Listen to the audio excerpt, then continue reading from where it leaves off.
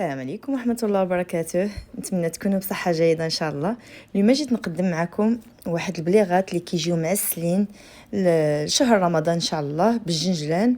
كتجي مقرمشة ولذيذة وسهلة في الطريقة ديال التحضير ديالها. على بركة الله نبدا معكم المقادير. أنا عندي 500 غرام ديال الجنجلان اللي سبق لي غسلته ونشفته وغير صهدته في الفران، ما حمرتوش بزاف حيت ديجا غادي يطيب في الزيت البنات، والجنجلان اللي طاب بزاف يطلق واحد المروره. عندي واحد 500 غرام ديال الدقيق الابيض فارينه اللي سبق لي وغربلته. عندي ساشي ديال الخميره ما يعادل 8 غرام. عندي واحد القبصه ديال الملحه.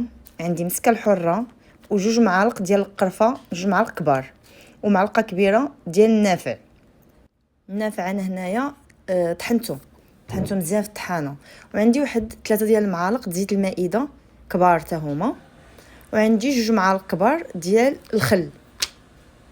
كيخليو داك البلاغات كيخليوهم شويه رطبين مقرمشين حتى هما، ميتي شويه كيكونوا رطب. عندي صفر بيضه، وعندي نص كاس ديال ماء الزهر وكاس ديال الماء. الا بغيتو تغلبوا ماء الزهر تقدروا تغلبوه، ولا بغيتو مهم كيبقى الماء والزهر على حسب الخليط. وعندي واحد 100 غرام ديال الزبده. على بركه الله غادي تشوفوا معايا الطريقه.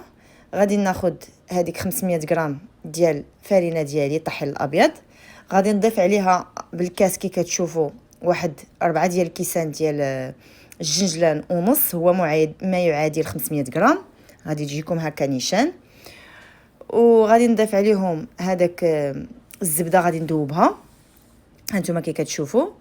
وغادي نجمع هاد الخليط ديالي كامل حتى ينسجم. من بعد غادي نزيد عليهم هذوك 3 ديال المعالق ديال زيت المائده، وغادي نزيد عليهم هذاك المسكه الحره كي كتشوفوا، والقبيصه ديال الملحه حتى هي، واحد الراس ديال المعلقه صغيره، وهذيك المعلقه ديال النافع اللي سبق لي طحنته وغربلته، وداك جوج معالق ديال القرفه. صافي ونجمع الخليط كامل حتى ينسجم بحال غادي نبسبسو كي كتشوفوا. صافي غنجمعو مزيان بحال اللي كديروا الحرشه. من بعد عاد غادي نزيد عليهم هذاك الخل 3 د المعالق جوج معالق سمحوا لي كبار، وهذاك ماء الزهر حتى هو. تقدروا تغلبوا الماء الزهر اللي عزيز عليه الماء الزهر يكثر يجمع بماء زهر. صافي كنستمر هكاك. غادي نزيد حتى الماء باش نجمع ايتو. سمحوا لي هنايا البيضه راني نسيتها، هي زدتها حتى هي ضفتها صفر بيضه. صافي نبقى ندير بالماء نبقى نجمع. الا خاص اما الا عزيز عليكم ماء الزهر تزيدوا تجمعوا بالماء الزهر، ولا ما عزيزش عليكم تجي. مهم تنسجم داك العجينه وما تجيش جاريه وما تجيش قاصحه باش ما تعجبكمش فاش تكونوا تطلعوها، فاش تكونوا ديروها بالدلاكيتو ما تلصق لكمش، ما تكونش كتلصق باش ما تعذبكمش. صافي انا نقسم هنايا العجين ديالي على حساب كويرات، وغادي نديرهم في واحد الصاك بلاستيك. القليله غنخليهم واحد نص ساعه يرتاحوا القليله. ولا بغيتو تخليوهم حتى مده اطول ماشي مشكل، ما فيش شي خميره اللي غادي تنفعل فيها. ولا كي كتشوفوا راه درت غير واحد خماره ديال الحلوه ما يعادل 8 غرام. صافي غادي نخليها ترتاح كما قلت لكم واحد نص ساعه، وعاد غادي نوريكم الطريقه ديالها كي غادي نصوبها لكم. هانتوما كي كتشوفوا العجينه ديالي ارتاحت شي شويه. كناخذ واحد ورق الزبده كنديرو من التحت ولا بلاستيكه ولا اللي عندكم، ونضيف عليه ورق واحد اخر، ونبدا ندلكو مزيان حتى نحصل على واحد طبقه ما تكونش رقيقه بزاف وما تكونش غليظه. صافي غادي نستمر هكا كما كتشوفوا راني دلكتها مزيان. بعدا ناخذ الجراره ديالي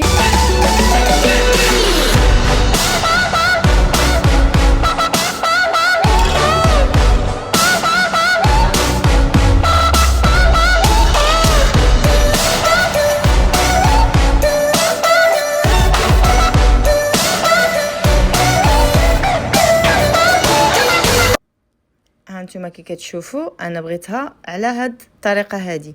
من بعد غادي ناخذ الجراره ديالي ولا واحد المرشم اللي عندكم اللي متوفر، مرشم على شكل كاري ولا داير اللي تبغيو. صافي غادي ندير واحد الطريقه ديال المربعات، نبدا نقطع على شكل مربعات هانتوما كي كتشوفوا. ونحيد هذاك الزايد ديتو. مهم يكون قياس واحد، يكون قاد.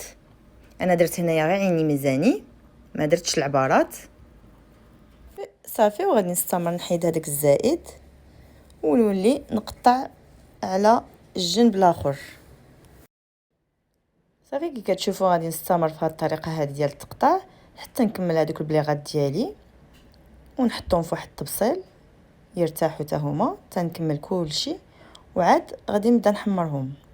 عرفتي هاد البليغات كيجيو لادين، كنتمنى تجربوهم نتوما وما غاديش تستغناو عليهم مره اخرى برمضان، بسيدنا رمضان ان شاء الله ولا بلا رمضان.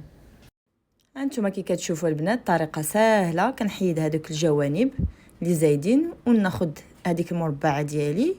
وهانتوما كي كتشوفوا غادي ندير صبعي في الوسط وغنطوي وغادي نقرص من الفوق هكا حتى تشد. قرصوها مزيان البنات باش تشد مزيان. وتسخنوا الزيت. غادي نكون درت انا حتى تنكمل كلشي هذوك البليغات ديالي غنحطهم على واحد الجنب. من بعد غادي نسخن الزيت ديالي حتى تسخن مزيان باش ما تحللكمش البنات هاد البليغات. تسخن مزيان عاد طفيو فيها هذوك البليغات ديالكم. هانتوما كي كتشوفوا ها البليغات ديالي كاملين وجدتهم. من بعد غادي نطفيهم في الزيت، تكون على نار سخونه، تكون الزيت سخونه على نار هاديه، نطيبها في نار هاديه صافي. غير غادي نحصل على واحد اللون ديال الذهبي، يكون ذهبي شويه يحمروا لي. غادي نحيدهم من الزيت ونطفيهم. نكون موجده ديجا العسل ديالي، نطفيهم في العسل ونخليهم حتى تولي طيب لي الكميه الثانيه اللي غادي نكون ضفتها في الزيت حتى تقرب الطيب. عاد نحيدهم من العسل ونحطهم في واحد الشبكه هكا يقطروا، ونولي نطفي الكميه الثانيه في العسل ديالي عاوتاني صافي. كي كتشوفوا على هاد الطريقه هذه، ها هو العسل ديالي ديجا حضرتهم قبل.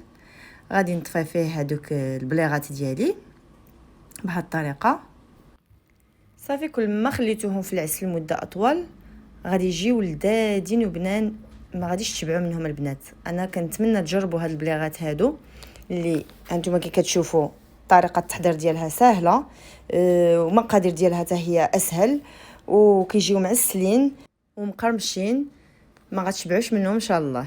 جربوهم وردوا عليا في التعاليق كما ديما البنات صافي. غادي نستمر هكا كنقليهم في الزيت ونطفي في العسل، نحيدهم من العسل نولي نطفي الكميه الثانيه.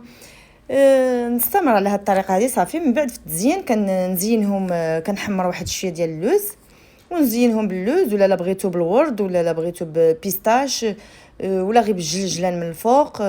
نتوما والوسطاء ديالكم، نتوما والراي ديالكم كما بغيتو، ولا كاع تقدموه حتى هكاك طبيعيين صافي. كنتمنى هذا الفيديو هذا البنات يكون راقع اعجابكم وتجربوا هاد البليغات حتى نتوما، وما تبخلوش عليا في التعاليق واللايكات والبارطاج، واللي ما تابوناش يتابونا.